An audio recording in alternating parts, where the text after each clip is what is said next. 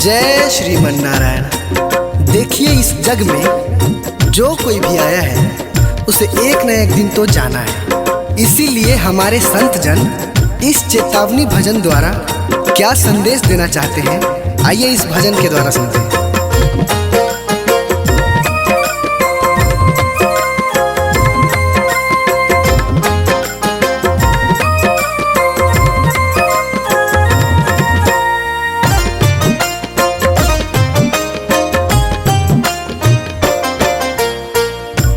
पापी मन कर ले भजन, मौका मिला है तो कर ले जतन। बाद में प्यारे पछताएगा जब पिंजरे से पंछी निकल जाएगा, जब पिंजरे से पंछी निकल जाएगा।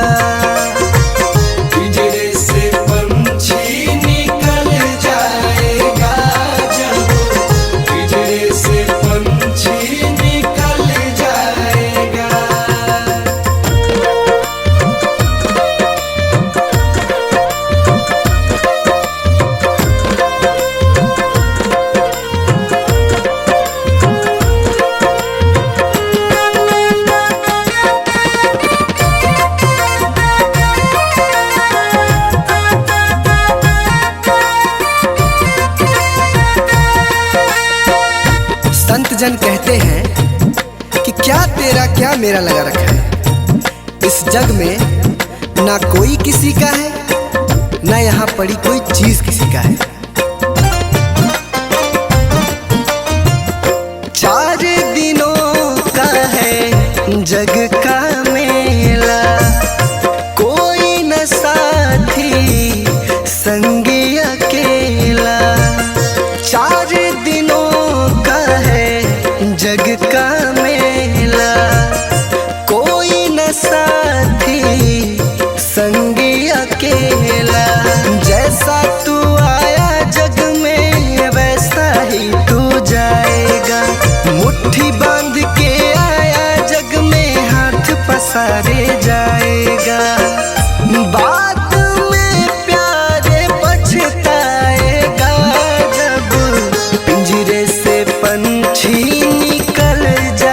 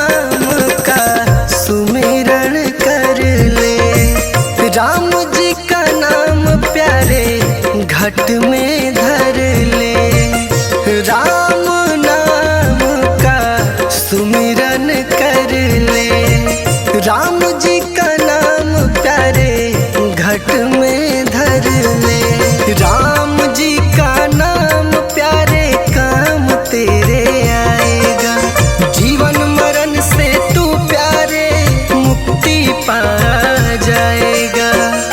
बाद में प्यारे पछताएगा, जब पिंजरे से पंछी निकल जाएगा, जब पिंजरे से पंछी निकल जाएगा।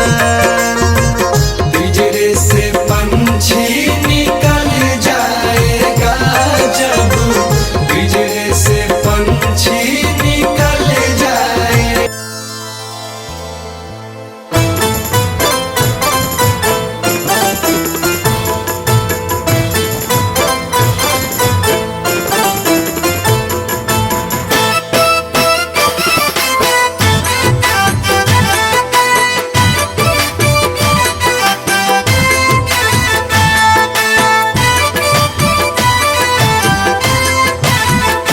जिंदगी एक किराए का घर है, जिंदगी एक किराए का घर है। जिंदगी एक किराए का घर है, एक न एक दिन बदलना पड़ेगा। जिंदगी एक किराए का घर है, एक न एक दिन बदलना पड़ेगा। जिंदगी एक किराए का घर है, एक न एक दिन बदलना पड़ेगा। जिंदगी एक किराए का घर है, एक न एक दिन बदलना पड़ेगा। मौत जब तुझको आवाज देगी, मौत जब तुझको आवाज देगी, मौत जब तुझको आवाज देगी, घर से बाहर निकलना पड़ेगा। जिंदगी एक किराए का घर है, एक न एक दिन बदलना पड़ेगा।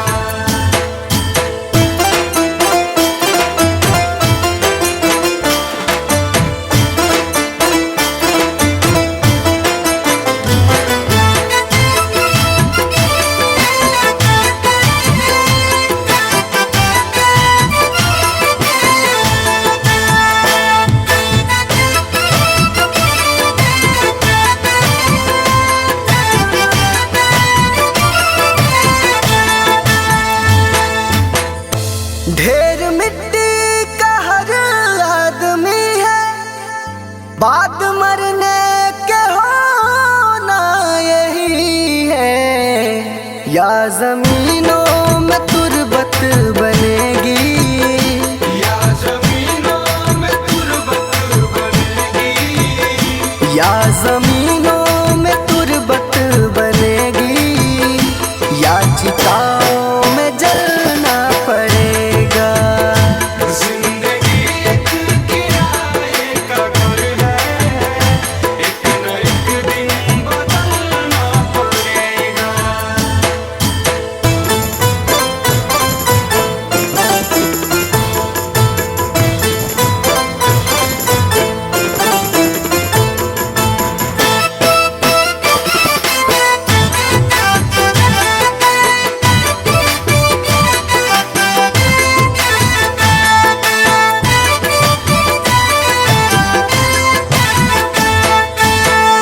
रात के बाद होगा सवेरा, देखना है अगर दिल सुनहरा।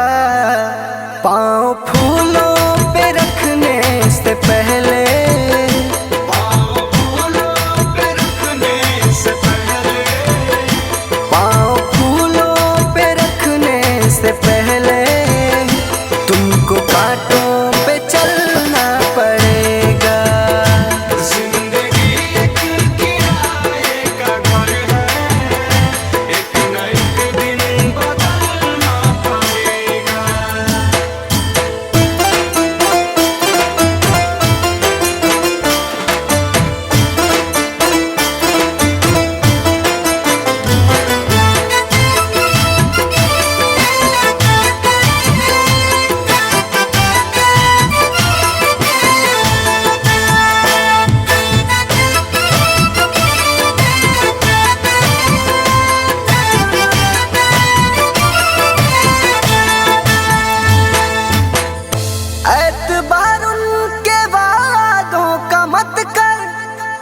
वरना ए दिल मेरे जिंदगी भर तुझको भी मोमबत्ती की तरह, तुझको भी मोमबत्ती की तरह, तुझको भी मोमबत्ती की तरह कतरा कतरा पिघलना पड़ेगा। जिंदगी एक किराए का घर है, एक न एक दिन बदलना पड़ेगा।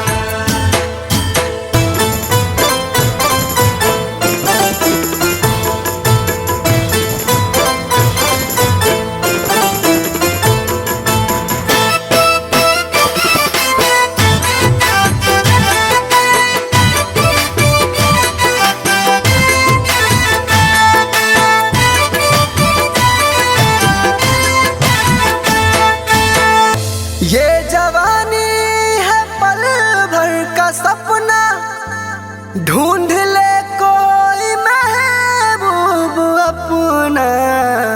ये जवानी अगर ढल गई तो, ये जवानी अगर ढल गई तो, ये जवानी अगर ढल गई तो उम्र भर हाथ मलना पड़ेगा। जिंदगी एक किराए का घर है, एक न एक दिन बदलना पड़ेगा।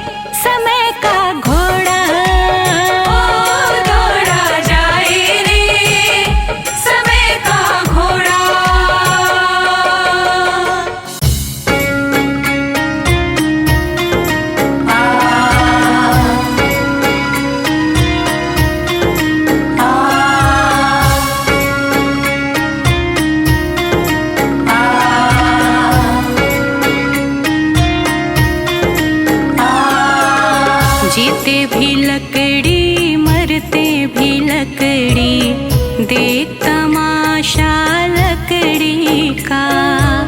जीते भी लकड़ी मरते भी लकड़ी, देख तमाशा लकड़ी का। क्या जीवन क्या मरण कबीरा, क्या जीवन क्या मरण कबीरा, देख तमाशा लकड़ी का। जीते भी लकड़ी मरते भी लकड़ी, देख तमाशा लकड़ी का। जीते भी लकड़ी मरते भी लकड़ी, देख तमाशा लकड़ी का।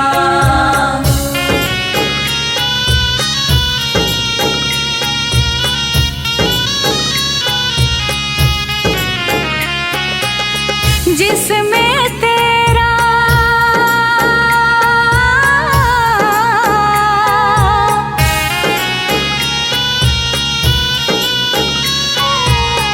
जिसमें तेरा जन्म हुआ, वह पलंग बनाया लकड़ी का। जिसमें तेरा जन्म हुआ, वह पलंग बनाया लकड़ी का। मात तुम्हारी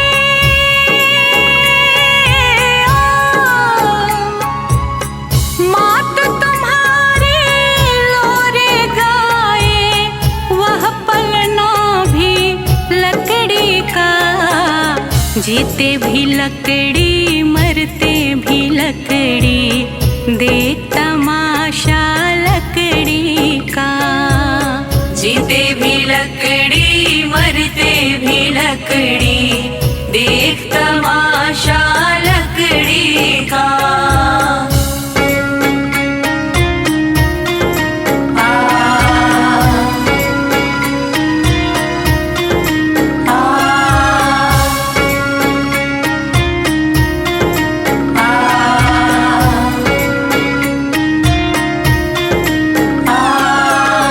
पढ़ने चला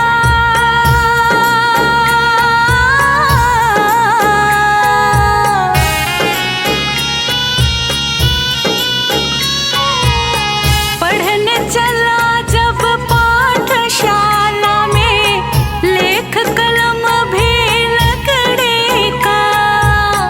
पढ़ने चला जब पाठशाला में, लेख कलम भी लकड़ी का। गुरु ने जब जब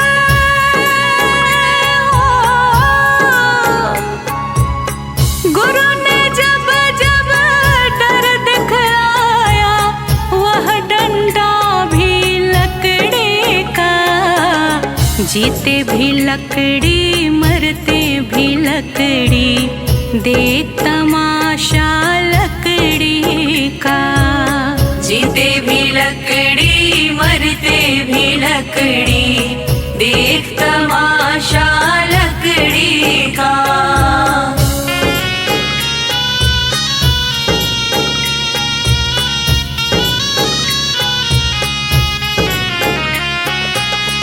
डोली पालकी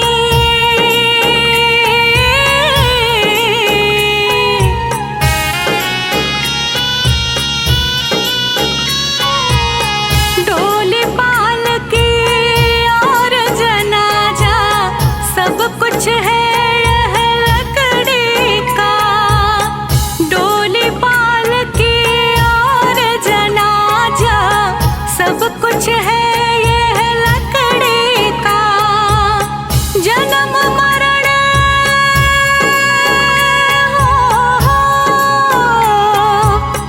जन्म मरण के इस मेले में है ये सहारा लकड़ी का। जीते भी लकड़ी मरते भी लकड़ी, देख तमाशा लकड़ी का। जीते भी लकड़ी मरते भी लकड़ी, देख तमाशा लकड़ी का।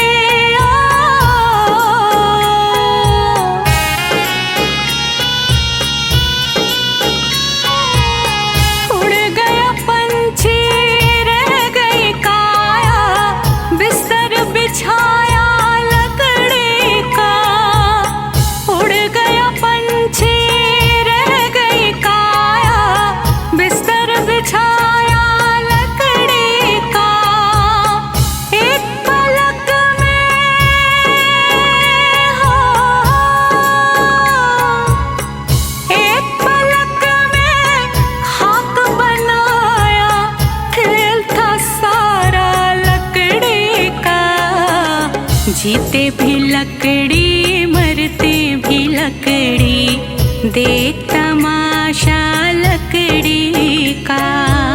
जीते भी लकड़ी मरते भी लकड़ी, देख तमाशा लकड़ी का।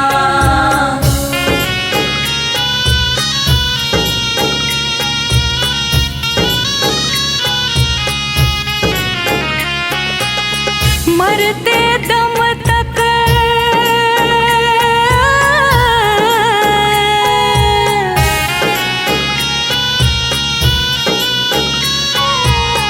मरते दम तक मिटा नहीं भैया झगड़ा झगड़े लकड़े का। मरते दम तक मिटा नहीं भैया झगड़ा झगड़े लकड़े का। राम नाम की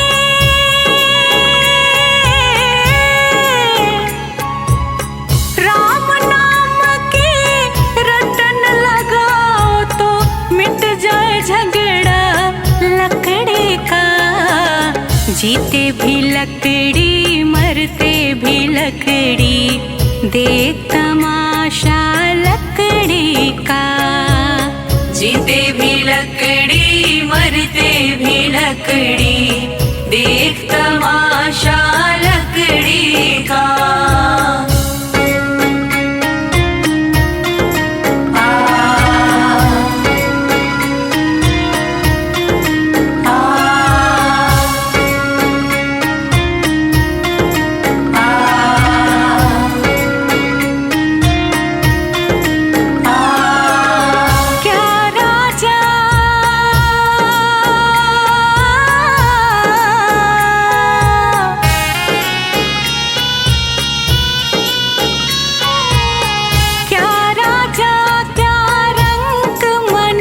संत अंत सहारा लकड़ी का। क्या राजा क्या रंग मनुष्य संत अंत सहारा लकड़ी का। कहत कबीर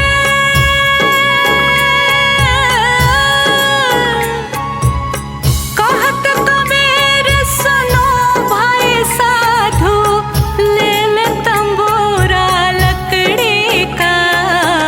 जीते भी लकड़ी मरते भी लकड़ी, देख तमाशा लकड़ी का। जीते भी लकड़ी मरते भी लकड़ी, देख तमाशा लकड़ी का।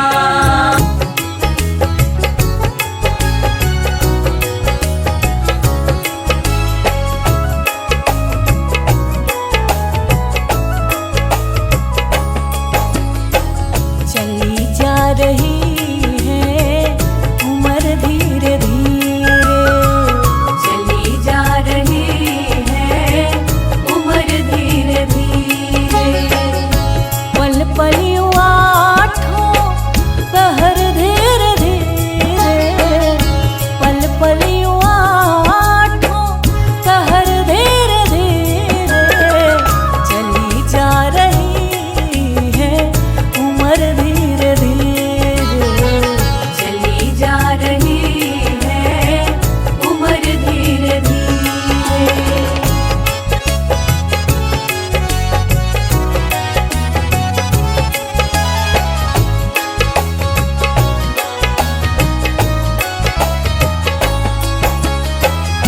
बचपन भी जाए जवानी भी जाए, बचपन भी जाए जवानी भी जाए।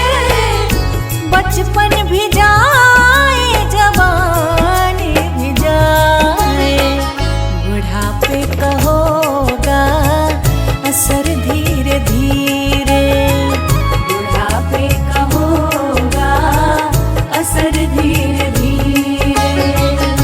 पल पल आठों पहर धीरे धीरे, पल पल आठों पहर धीरे धीरे। चली जा रही है उम्र धीरे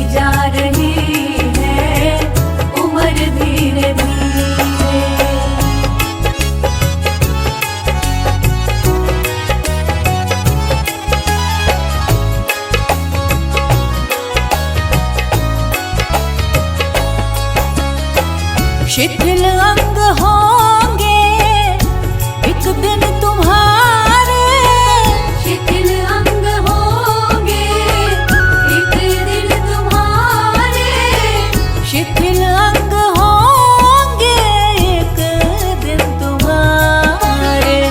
फिर मंद होगी नजर धीरे धीरे, फिर मंद होगी नजर धीरे धीरे। पल पल यूं आठों पहर धीरे धीरे, पल पल यूं आठों पहर धीरे धीरे। चली जा रही है उम्र धीरे धीरे, चली जा रही है उम्र धीरे धीरे।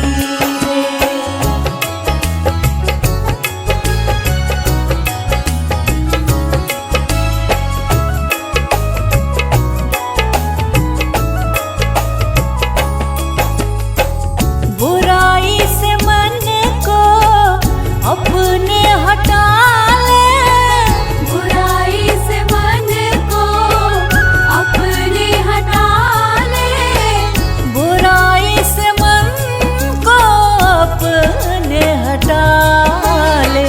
सुधर जाए तेरा जीवन धीरे धीरे, सुधर जाए तेरा जीवन धीरे धीरे। पल पल यूं आठों पहर धीरे धीरे, पल पल यूं आठों पहर धीरे धीरे। चली जा रही है उम्र धीरे धीरे, चली जा रही है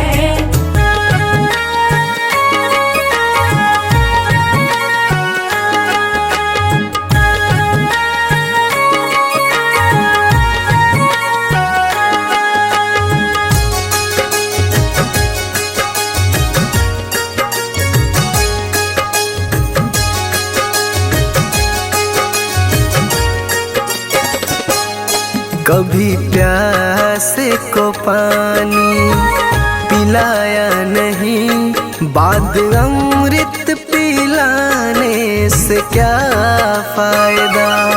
कभी गिरते हुए को उठाया नहीं, बाद आंसू बहाने से क्या फायदा। कभी प्यासे को पानी पिलाया नहीं, बाद अमृत पिलाने से क्या फायदा।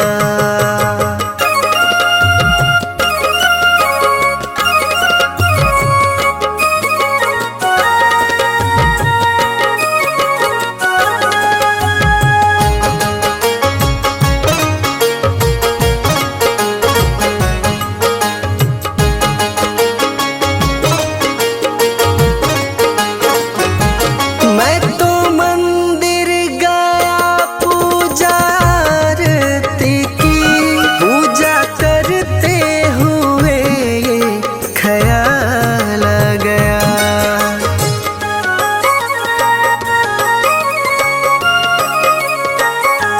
मैं तो मंदिर गया पूजा आरती की, पूजा करते हुए ये ख्याल आ गया। कभी माँ बाप की सेवा की ही नहीं, सिर्फ पूजा के करने से क्या फायदा। कभी प्यासे को पानी पिलाया नहीं, बाद अमृत पिलाने से क्या फायदा।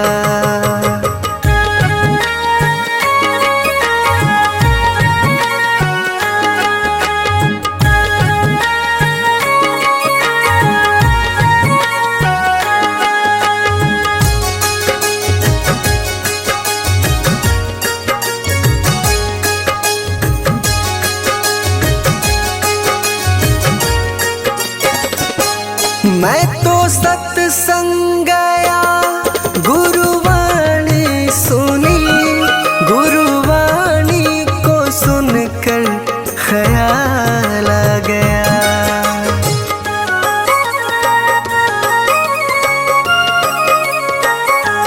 मैं तो सत्संग गया, गुरुवाणी सुनी, गुरुवाणी को सुनकर ख्याल आ गया। जन्म मानव का लेकर दया न करी, फिर मानव कहलाने से क्या फायदा। कभी प्यासे को पानी पिलाया नहीं, बाद अमृत पिलाने से क्या फायदा।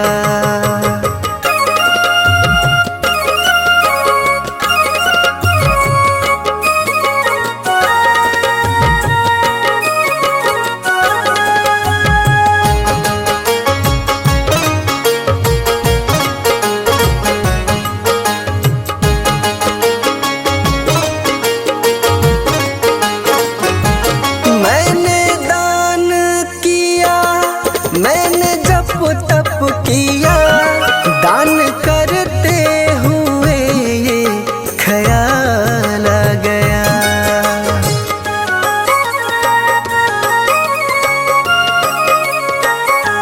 मैंने दान किया, मैंने जप तप किया, दान करते हुए ये ख्याल आ गया। कभी भूखे को भोजन खिलाया नहीं, दान लाखों का करने से क्या फायदा। कभी प्यासे को पानी पिलाया नहीं, बाद अमृत पिलाने से क्या फायदा।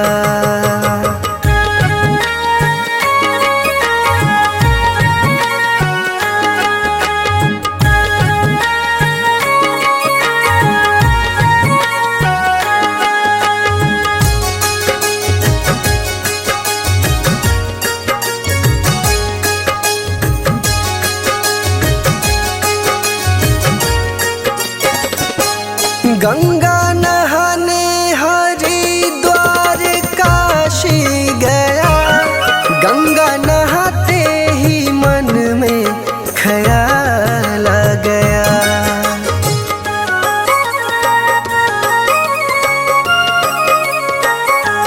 गंगा नहाने हरिद्वार काशी गया, गंगा नहाते ही मन में ख्याल आ गया।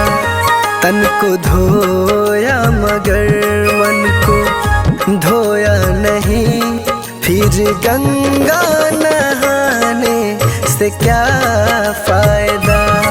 कभी प्यासे को पानी पिलाया नहीं, बाद अमृत पिलाने से क्या फायदा।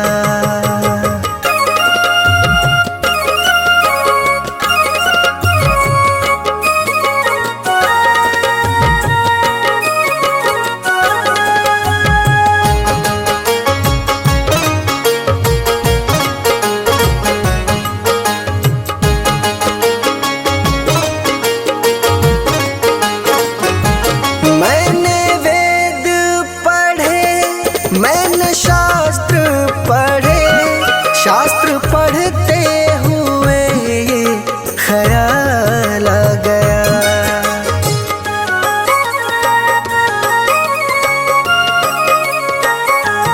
मैंने वेद पढ़े, मैंने शास्त्र पढ़े, शास्त्र पढ़ते हुए ये ख्याल आ गया। मैंने ज्ञान किसी को बांटा नहीं, फिर ज्ञानी कहलाने से क्या फायदा। कभी प्यासे को पानी पिलाया नहीं, बाद अमृत पिलाने से क्या फायदा।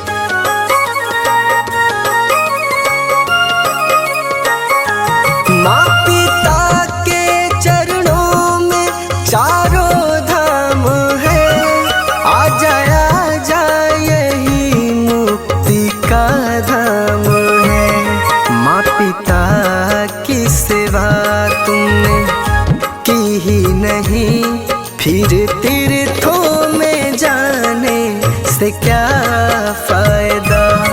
कभी प्यास को पानी पिलाया नहीं, बात अमृत पिलाने से क्या।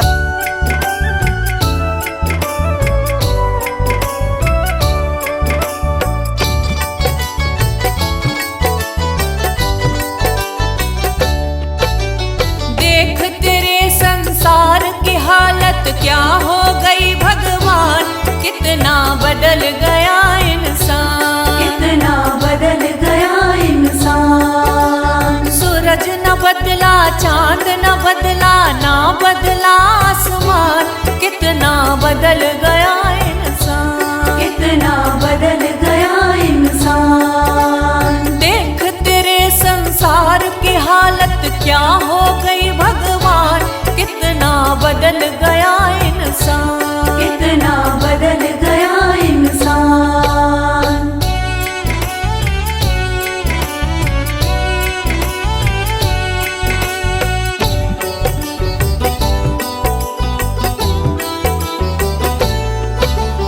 आया समय बड़ा बेढंगा, आज आदमी बना लफंगा, आज आदमी बना लफंगा। कहीं पे झगड़ा कहीं पे दंगा, नाच रहा नर होकर नंगा, नाच रहा नर होकर नंगा। छल और कपट के हाथों अपना बेच रहा ईमान, कितना बदल गया इंसान, कितना बदल गया इंसान। देख तेरे संसार की हालत क्या हो गई भगवान, कितना बदल गया इंसान, कितना बदल गया इंसान।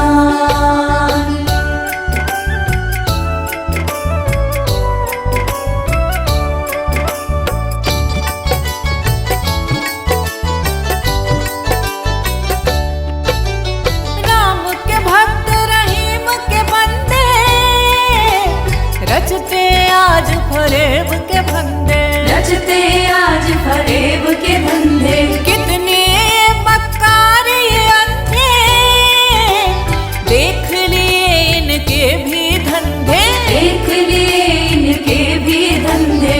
इन्हीं की काली करतूतों से हुआ ये मुल्क मशान, कितना बदल गया इंसान, कितना बदल गया इंसान। देख तेरे संसार की हालत क्या हो गई भगवान, कितना बदल गया इंसान, कितना बदल गया इंसान।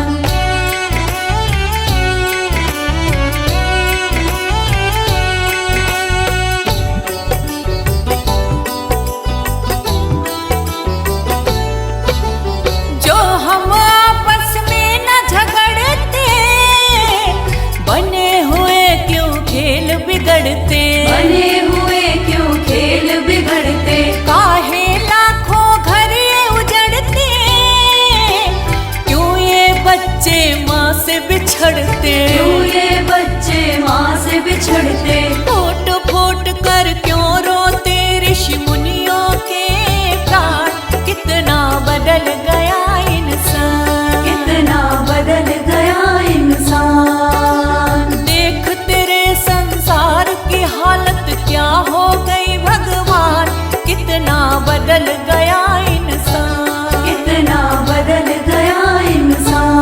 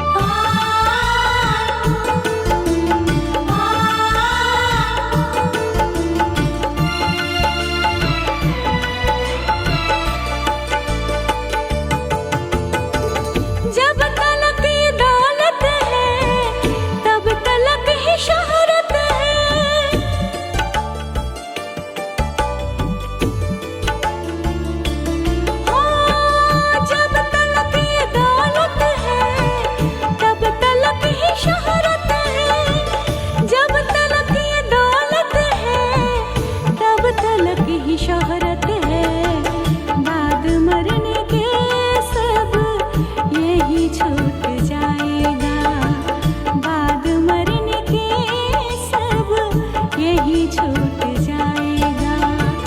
तूने जो कमाया है, तूने जो कमाया है, तूने जो कमाया है, कोई दूसरा ही खाएगा।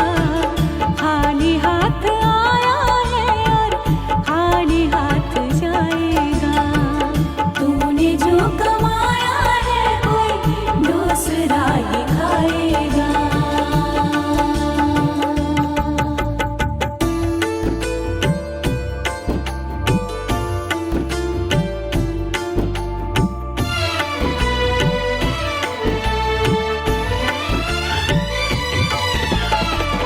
जीत जीत माया में राम नाम को भूला।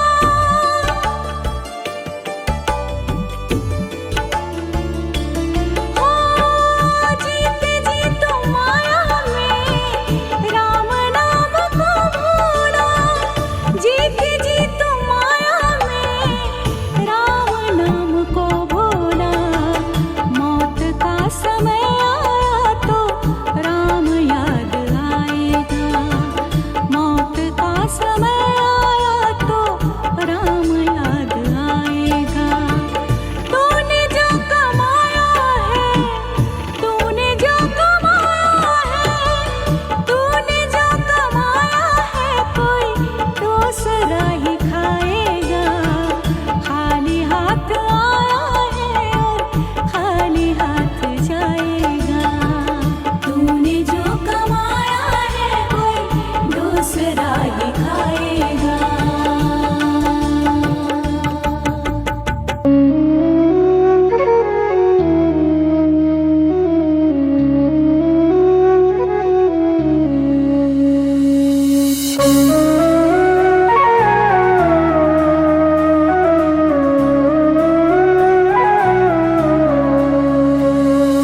डगर है मुश्किल कठिन सफर है, मगर मुसाफिर जगह नहीं है। डगर है मुश्किल कठिन सफर है, मगर मुसाफिर जगह नहीं है। जो सोएगा बस वही खोएगा, जो सोएगा बस वही खोएगा। ये बात उसको पता नहीं है। डगर है मुश्किल कठिन सफर है, मगर मुसाफिर जगह नहीं है। डगर है मुश्किल कठिन सफर है, मगर मुसाफिर जगह नहीं है।